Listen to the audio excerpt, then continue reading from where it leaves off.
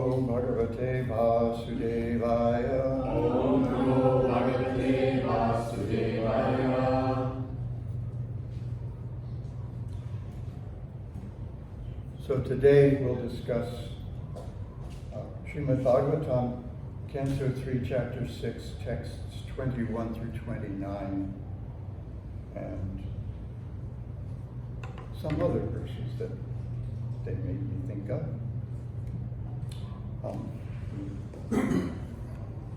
Chant 21 together.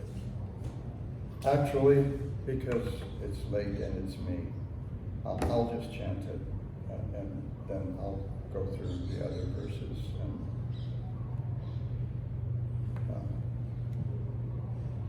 and I'll go on my tangent.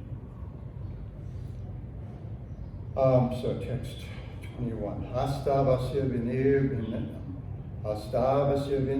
bhinna indraswar patiravishat vartayam shena purusho yaya vrittam prapadyate.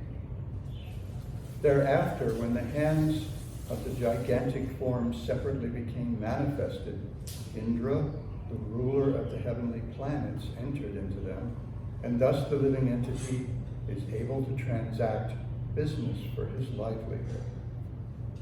22. Aravasya vinirpinna lokeshu vishnuravishat gotya swam shena purusho yaya prapyam prapadyate. Thereafter, the legs of the gigantic form separately became manifest, and the demigod named Vishnu, not the personality of Godhead. That's what it says. Entered with partial movement. This helps the living entity move to his destination. 23. Buddhim chasya vinirpinnam Bhagisho Vishnimavishat Bodhenam Shena Bodhavyam Pratipatir Yato Bhavet.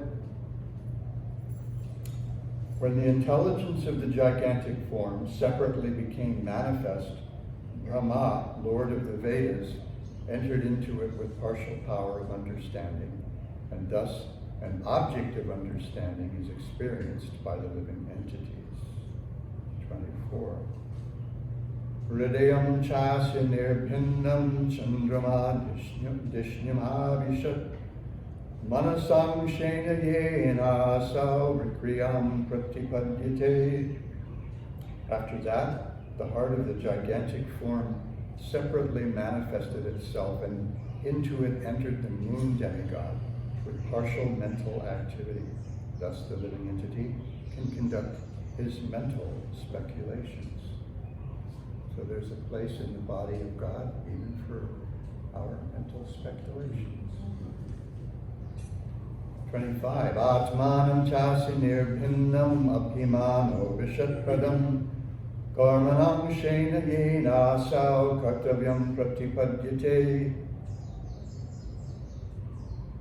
Thereafter, the materialistic ego of the gigantic form separately manifested itself, and into it entered Rudra, the controller of false ego, with his own partial activities, by which the living entity transacts his objective actions. There's a purport here. The false ego of the materialistic identity is controlled by the demigod Rudra, an incarnation of Lord Shiva. Rudra is the incarnation of the Supreme Lord, who controls the mode of ignorance within material nature. The activities of the false ego are based on the objective of body and mind. Most persons conducted by the false ego are controlled by Lord Shiva. In other words, pretty good dollop of ignorance.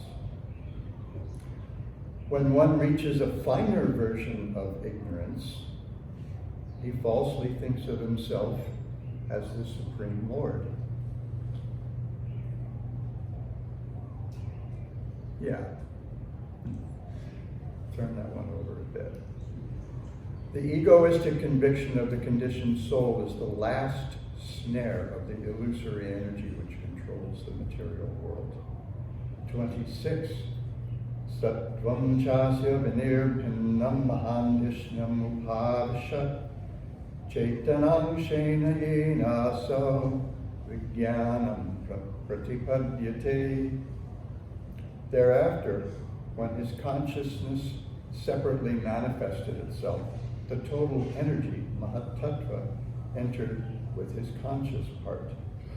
Thus the living entity is able to conceive specific knowledge.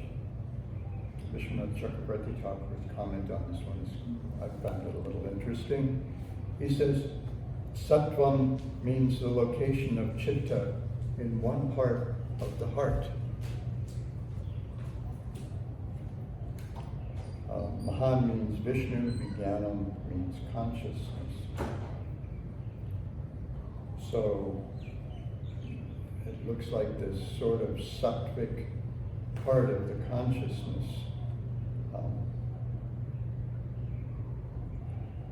manifested as the Mahatattva has a residence in a part of the heart. 27. Shirshnosya dhyavdhara padhyam kangnavye rupapadyata. Udapadyata gunanamritayo yeshu pratiyante suradaya. Thereafter, from the head of the gigantic form, the heavenly planets were manifested, and from his legs the earthly planets, and from his abdomen the sky separately manifested themselves. Within them the demigods and others also were manifested in terms of the modes of material nature.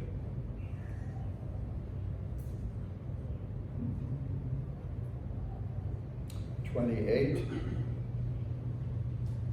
Adyantikena sattvena divam deva prapedide dharam rajasvabhavena panayo ye chatamanu.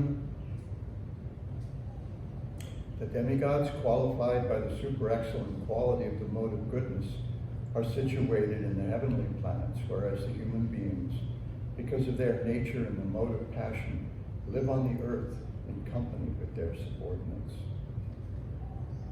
And 29.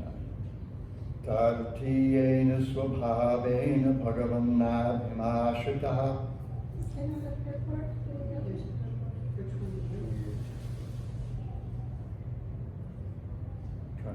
Oh, 28, yes. Thank you. I might be a little distracted.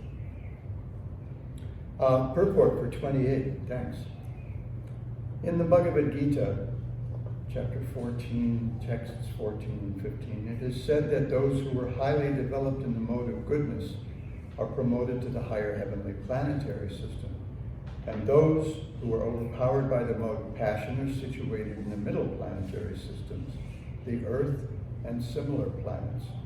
But those who are surcharged with the mode of ignorance are degraded to the lower planetary systems or to the animal kingdom. The demigods are highly developed in the mode of goodness.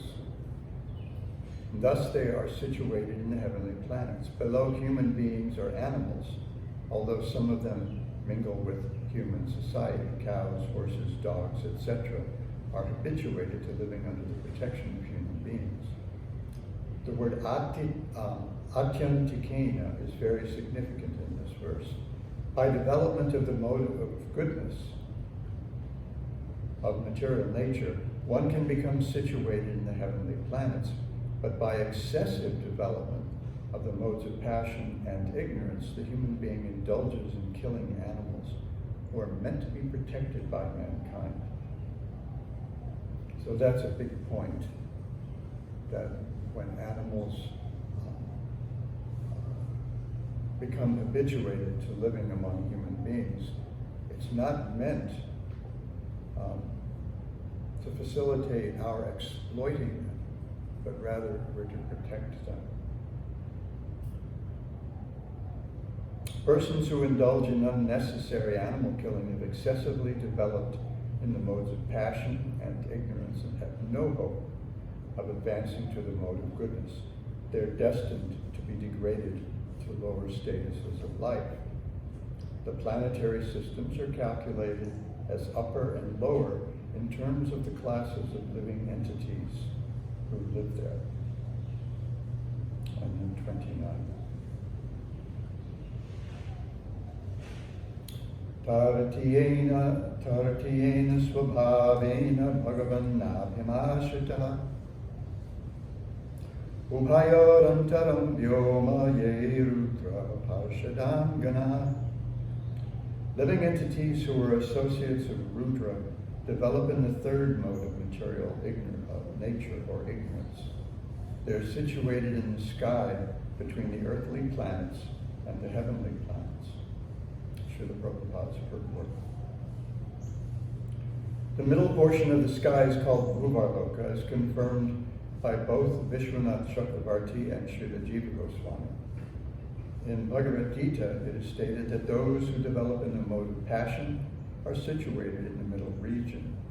Those who are situated in the mode of goodness are promoted to the regions of the demigods. And those who are situated in the mode of passion are placed in human society. Okay, I'll start that sentence again, because we just saw about, it seems a little redundant there, so I'll have to figure out how it works. I've forgotten. In Bhagavad Gita, it is stated that those who develop in the mode of passion are situated in the middle region. Those who are situated in the mode of goodness are promoted to the regions of the demigods. Those who are situated in the mode of passion are placed in human society, and those who are situated in the mode of ignorance are placed in the society of animals. So it kind of just explains a little further. There are no contradictions in this conclusion. Numerous living entities are distributed all over the universe in different planets, and are so situated in terms of their own qualities in the modes of material nature. Om Ajnanatimidam Tasya Jnanam Shalakaya Chakshuram Militam Yena Tasmai Shri Gurave Namaha Mukam Karoti Vachalam Pangrum Langhayate Girim Jakripatamaham Vande Shri Gurum Dinataram Shri Chaitanya Manobhishtam Sthatam Dena Bhutale Svayam Rupa Kadamayam Dadati Svapadantikam Vancha Kalpatarubhyascha Kripa Sindho Devacha Patitanam Pavanebhyo Vaishnavebhyo Namo.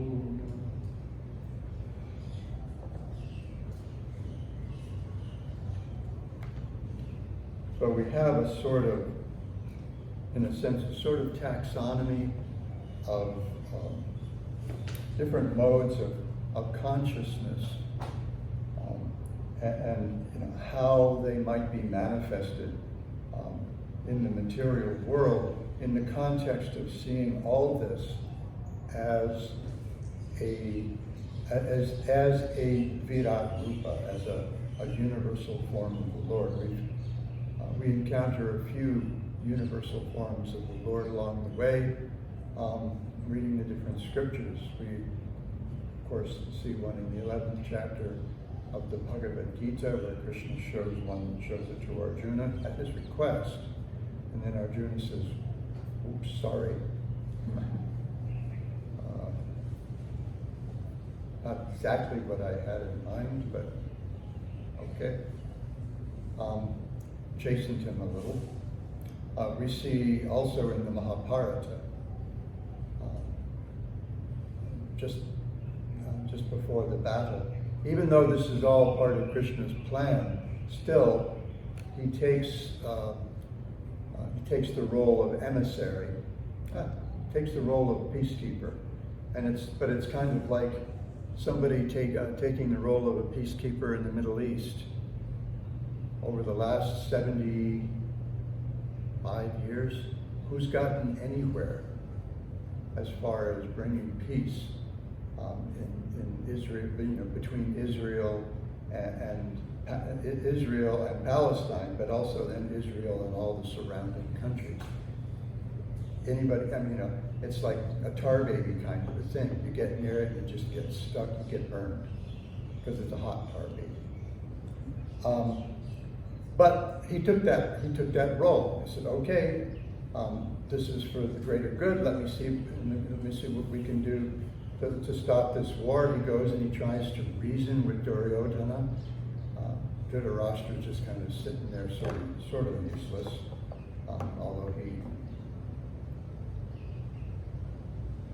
could have some power to rein his son in, but he never does. So Krishna says, okay, let's just negotiate it all the way down as far as we can. Listen, they're Kshatriyas. They have to make a living somehow. And Kshatriyas make their living by managing things and extracting some taxes, and they take part of the tax. They use most of the taxes for that particular society, and they take a little to maintain themselves. So give them each a village, for goodness sake. So at least they can live with some honor. Some sort of something that would save face for both sides. And of course, Duryodhana being a very reasonable, no, it was not at all reasonable. He said, I won't give them as much land as you can drive a pin in. In other words, forget it, no way, no how. And so Krishna said, okay. So I just have one thing I just want to show you guys. And then he looked at Dhritarashtra and he says, you're going to be able to see this too.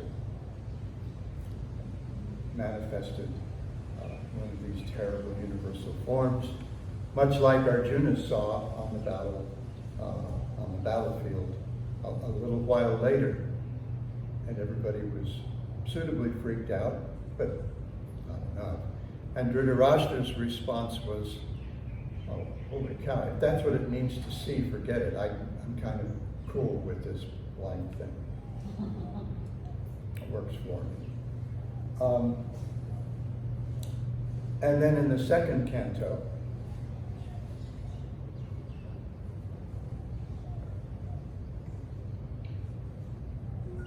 Shukadev reveals to break it another way, another kind of Virat Rupa, another kind of universal form. And this is kind of what we're seeing here as well. And that's a way of seeing how everything belongs in Krishna. Even, as we just heard over the last couple of days, things that we ordinarily wouldn't associate with the Godhead in any way. The functions of lower parts of the body, and we heard about the different kinds of airs the other day, including some rather rude airs. But these all have their place, and they're not divorced from God. So here we're being shown a way just to be able to see God everywhere and in everything. This is Radharani's vision, a little different, on a different platform. We'll address that for a minute too. But each of us, according to our ability, some way to connect all of our experience with the Supreme Lord. Because we're also not divorced from God. We're not separated from God. He dwells in our hearts. We dwell in Him. Everything that surrounds us, everything that we experience, those are all His energies. And what makes us human, what makes us progressive humans, and what will bring us to the spiritual platform is to find some way, depending on where we're at, to connect these experiences with the Lord. So we have these different kind of universal forms. So we see that this is the purpose of spiritual instruction. We see this at the beginning of the 7th chapter of the Bhagavad Gita. I remember back in, it's been 71. Of Sundar printed out with all the brahmacharis in the temple, Honolulu temple, transliterations for the verses. We didn't have any of the Sanskrit for the verses except whatever showed up in some purports. But Sundar, being who he is, had access, and he printed out transliterations for all the Sanskrit for all these verses, starting with the 7th chapter. So like in 1971, you could go to any brahmachari in the Honolulu temple and ask him,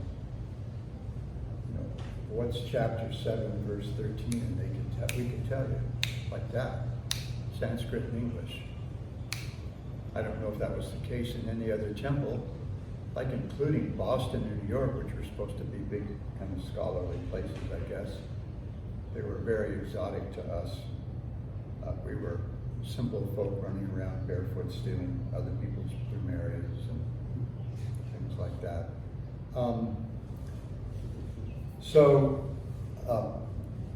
This is a kind of a dear chapter to me. I don't remember it like I did then, but so fortunately I have it. I have a way of cheating. So I just want to read the first few verses of the chapter. And just because of time, I'm just going to read the English. Now hear, O son of Pritha, how by practicing yoga in full consciousness, me, with mind attached to me, this is a kind of a leitmotif that we see in the Bhagavad Gita. Keep your mind attached to me. We'll see it at the end of the 9th chapter, where which Krishna calls the most confidential knowledge, and he builds through the whole chapter up to that. He says, I'm going to tell you something so secret that nobody really gets this. And he builds and builds and builds, and then he says, Manmana bhava madbhakto madhyaji. Engage your mind always in thinking of me. In full consciousness of me, with mind attached to me, you can know me in full, free from doubt. Very long word. I shall now declare unto you in full this knowledge, both phenomenal and noumenal, or numinous, by knowing which there shall remain nothing further to be known. Out of many thousands of men, one may endeavor for perfection, and out of those who've achieved perfection, hardly one knows me in truth. In other words, this is really rare stuff. And then he says, Punyo Ganda, we talked about this the other day, earth, water, fire, ether, mind, intelligence, and false ego. Altogether, these 8 comprise my separated material energy, my inferior energy. And then he says, besides this inferior nature, O mighty Arjuna, there's a superior energy of mine, which are all the living entities who are struggling with the material nature and are sustaining the universe. And all that is material and all that is spiritual in this world, know for certain that I am both its origin and dissolution. It's all about me. And then he says, Mataha parataram nanya kinchidasti dhanjaya mai sarvamidam rotam sutre mani ganaiva. O conqueror of wealth, there's no truth superior to me. Everything rests on me as pearls are strung on a thread. The one common factor in everything that exists is me. Nothing's separated from me. I'm there. Whatever's holding everything, seems to be holding everything together, that's me. When things fall apart, as they do, right? Yates said, things fall apart, the center cannot hold. That's me. And then he gets a little specific. I just want to do a couple of these really quickly. Jai Shri Prabhupada Ki.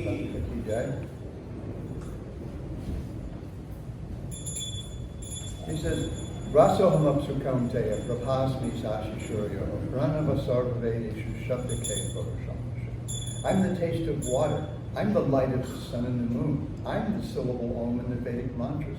I'm the sound in ether. I am the ability in man. This is I am the taste of water. Nagapatni will remember, Prabhupada mentioned this in this context a couple of times. Once was in Los Angeles in the spring of '73 when he was speaking on the prayers of Queen Kunti. He says, I'm the taste of water. He says, that means that even a drunkard, if he thinks, I'm the nice taste of this wine, he can make some spiritual progress. If he thinks, what I enjoy from that wine, that's Krishna. If he thinks like that, so even that is connected with the Lord. A couple more. I'm the original fragrance of the earth. I am the heat and fire. I am the life of all that lives. I am the penance of all the penances of all the ascetics. I'm the original seed of all existence, the intelligence of the intelligent, and the prowess of all powerful men. So everything comes from Krishna. And the whole business of the Krishna consciousness movement is to teach Bhakti Yoga, a process by which we can remember Krishna at every step, depending on where we're at. So in Srila Prabhupada's presentation of Srila Rupa Goswami's Upadeshamrita, we're getting into fasten your seatbelt territory in the nectar of instruction in text 8. Rupa Goswami says, the essence of all advice is that one should utilize one's full time, 24 hours a day, in nicely chanting and remembering the Lord's divine name, transcendental form, qualities, and eternal pastimes, thereby gradually engaging one's tongue and mind. If we want to know, this is probably at the essence of every japa workshop, japa retreat, or whatever, it's to engage our tongue and our mind in chanting. One time on a walk at Magic Island, one devotee, one of the brahmacharis said to Srila Prabhupada, I'm having difficulty controlling my mind when I chant. Prabhupada didn't even understand the question, so he asked him to repeat it. I didn't even think he asked, he just said, huh? I think it was something like that. It was one of those moments. And he said, I have trouble controlling my mind when I chant. Prabhupada said, what's the question of controlling the mind? You chant with your tongue and hear with your ear, and your mind is going to be drawn along. And it's a simple thing. In this way, one should reside in Braja, Goloka, Vrindavan, and serve Krishna under the guidance of devotees. One should follow in the footsteps of the Lord's beloved devotees who are deeply attached to his devotion and service. So this is on the high end. And Srila Prabhupada makes some nice, really nice points in his purport. This is such a wonderful book. When I looked at this, I thought, I have to make time that works for everybody in the temple, or at least the newer devotees in the temple. So I don't know, I have to figure it out. Where we can get together and discuss the nectar of instruction, because we're discussing nectar of devotion, but this is such a powerful little book. So Srila Prabhupada says, Srila Bhaktisiddhanta Saraswati Thakur has commented as follows on this verse. One who has not yet developed interest in Krishna consciousness should give up all material motives and train his mind by following the progressive regulative principles, namely chanting and remembering Krishna and his name, form, qualities, pastimes, and so forth. In this way, after developing a taste for such things, one should try to live in Vrindavan and pass his time constantly remembering Krishna's name, fame, pastimes, and qualities under the direction and protection of an expert devotee. This is the sum and substance of all instruction regarding the cultivation of devotional service. In the neophyte stage, one should always engage in hearing Krishna Katha. This is called Shravana Dasha, the stage of hearing. By constantly hearing the transcendental holy name of Krishna and hearing of his transcendental form, qualities, and pastimes, one can attain to the stage of acceptance called Varna Dasha. When one attains this stage, he becomes attached to hearing. Krishna Katha. So at first you have to practice hearing Krishna Katha. Just like at first you have to practice the piano. You have to learn your scales, and you have to do all these exercises, or the guitar, or whatever it is, and then become nimble. And after a while, you become attached to playing the piano, and even the practice, even the exercises, the running the scales, becomes a source of personal pleasure, as we saw with Maestro Casals when he was in his 90s and interviewed. And he mentioned that he practiced 3, 4, 5 hours every day, including running scales and doing exercises. And reporters, why do you do that? He says, well, because I think I'm making progress. There's general consensus that in the 20th century he was the best cellist. When one attains this stage, he becomes attached to the hearing of Krishna Katha. When one is able to chant in ecstasy, he attains the stage of smaranavastha, the stage of remembering. Recollection, absorption, meditation, constant remembrance, and trance are the 5 items of progressive Krishna Smarana. And he goes on, but I'm out of time. So this is the whole thing. To start where we are and try to remember Krishna somehow or other.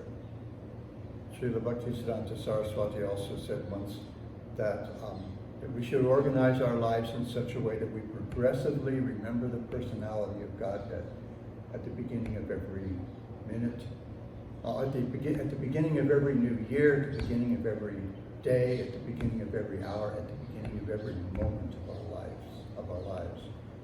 So that's our whole thing. So we have these different ways of connecting Krishna to everything, so that we can eventually at least follow in the wake of those who serve Srimati Radharani, whose name is Krishnamaya, which means she sees Krishna everywhere and in everything. Or as another Krishnamaya Dasi wrote, I see you in the birds and in the trees, that's why they call me Krishnamaya. So we want to become something like that, so that we can always have access to Krishna's lotus feet, and actually come to the stage of accepting this Varana Dasha, this accepting the fact that we are rasagraha, that we're haunted by even the remembrance of some past service that we've done to Krishna's lotus feet. So I'll stop there and see if there are any quick questions. Not about the Vishnu, who's a demigod. Well, quick question. You're talking about the middle planets and the similar earthly planets. So I was wondering, have we ever seen these, or is that kind of like a parallel universe thing, or what is the deal with that? Ta-da! Look around. You are here. You see that little pin in the map there? Yes. That's what we're experiencing now. And it's called Martyaloka. So, you go to the heavenly planets and you live like a god for a while. And then when your punya wears out, when your pious credit wears out, chine Martyaloka, you get to come back down here. So yeah, we have plenty of experience for more lifetimes than we can even imagine of all these different planes of existence, and we get to see those things. Just like sometimes we used to show Gurukula kids those nature films, so they could see what the lower planes of life in the mode of ignorance is like. We showed one famous one, infamous one. Probably the kids now, as they're 45, 50 years old, are still a little scarred by it, called Etasha Pond, which was quite brutal. It's like some plain in Africa where the animals were just ripping each other apart and eating each other. And the kids are like, ah! Yeah, we have a lot of experience of all these things, and when we come to the point where we can connect all these experiences with Krishna, then we don't have to have those kinds of experiences anymore. And that's what we're about. We're here to help each other come to that point. Is that okay? That's great. Anything else? Yes, because it's Ken. Sorry. No, because it's Ken. You know, I talked about the demigods being the mode of goodness. That's why they're promoted to the heavenly planets. But then we hear that the modes of nature are constantly vying for supremacy. So how, if they're vying for supremacy, how are people promoted to different places? I mean, are they completely immune to the modes of passion and ignorance, the demigods, or? The mixture's always there in the material world. That's why the transcendental plane of existence, the Vasudeva plane of existence, is referred to as Shuddha Sattva. It's pure goodness. So there's no admixture of any passion or ignorance. And we sure see them in the Leelas that we see of the demigods in all the Puranas. Indra, the chief demigod, plenty of passion. And a pretty good dollop of ignorance there too, because he does some really dumb stuff. You know, he finds himself stuck in a pig's body. And because he's conditioned by that kind of pig happiness, those are air quotes for those who are hearing the audio only, you know, when Brihaspati comes to deliver him, he's like, dude, I got responsibilities here. Got my sty to wallow in.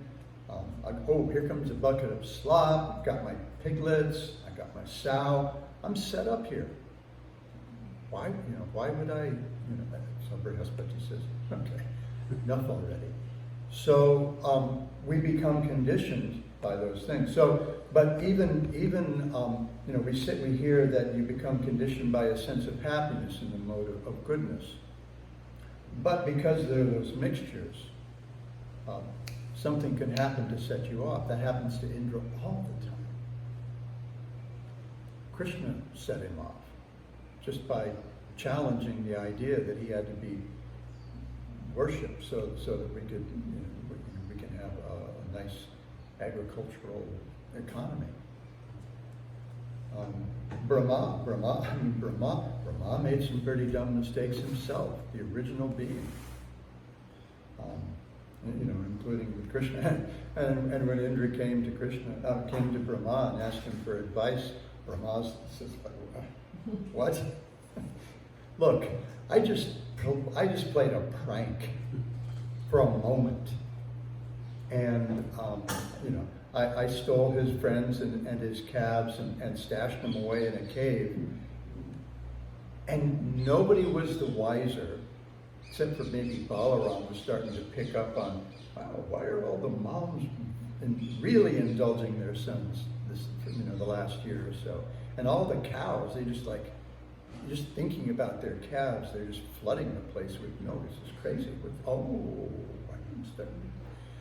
But everybody else is just none the wiser. Everybody else is just stoked because their sons are Krishna, their calves are Krishna. I mean, it's Krishna, Krishna everywhere. So, and Brahma says, you tried to kill Krishna and his friends and his family and all the cows and everything, and you want me to help you out of that jam? I'm sorry, pal, I don't, you're going to have to go, it's just like Krishna told Durvasa Muni, you've got a problem with Ambarish, you have to go to him.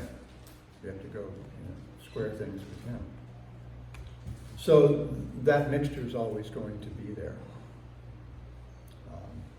The modes, they're always mixed in the material world. It's how we act, it's how we do different things. Otherwise, they'd just be angels playing harps. And that would be kind of, or maybe sages sitting in the forest and meditating, which is okay, it's cool. Not that exciting, no. Is that okay? Okay, I'm going to stop before the hook comes. Thank you so much. Grataraja Srimad Bhagavatam.